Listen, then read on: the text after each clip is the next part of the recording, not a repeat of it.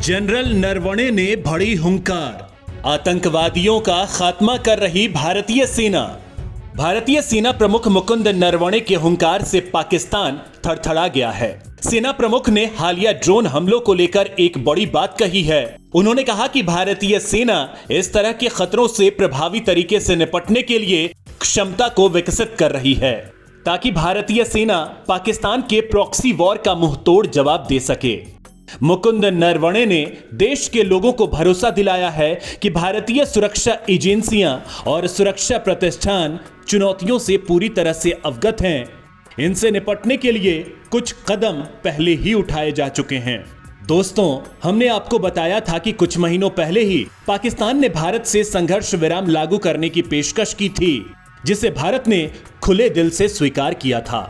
भारत और पाकिस्तान के बीच संघर्ष विराम समझौता होने के बाद नियंत्रण रेखा पर कोई घुसपैठ नहीं हुई है, जिसका फायदा भारतीय सुरक्षा एजेंसियों को भी खूब मिला है।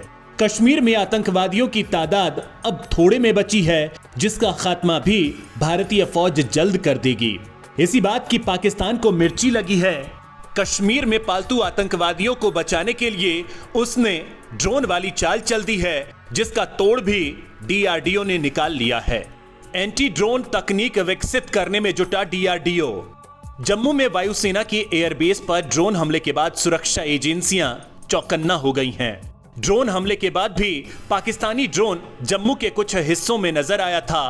अब पाकिस्तान के ड्रोन का तोड़ ढूंढने के लिए डीआरडीओ दिन रात एक करके जुटा है।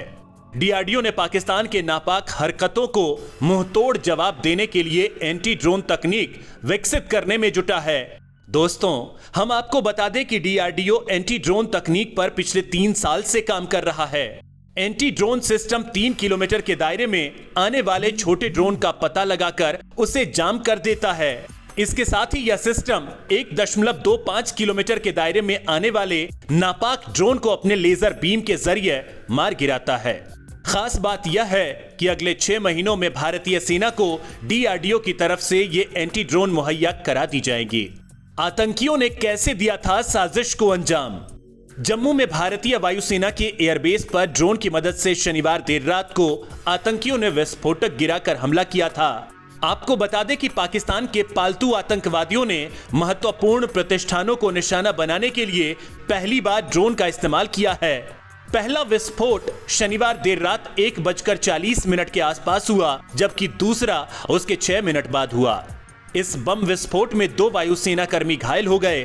पहले धमाके में वायुसेना के तकनीकी क्षेत्र में 1 मंजिला इमारत की छत को नुकसान हुआ है, जबकि दूसरा विस्फोट 6 मिनट बाद जमीन पर हुआ। सुरक्षा एजेंसियां अब ड्रोन के भारत में प्रवेश करने के रास्ते का पता लगाने में जुट गई हैं। इसके लिए हवाई अड्डे के 4 दीवारी पर लगे कैमरों सहित सीसीटीवी फुटेज खंगाली जा रही है, ताकि यह पता लगे कि ड्रोन कहां से आए थे।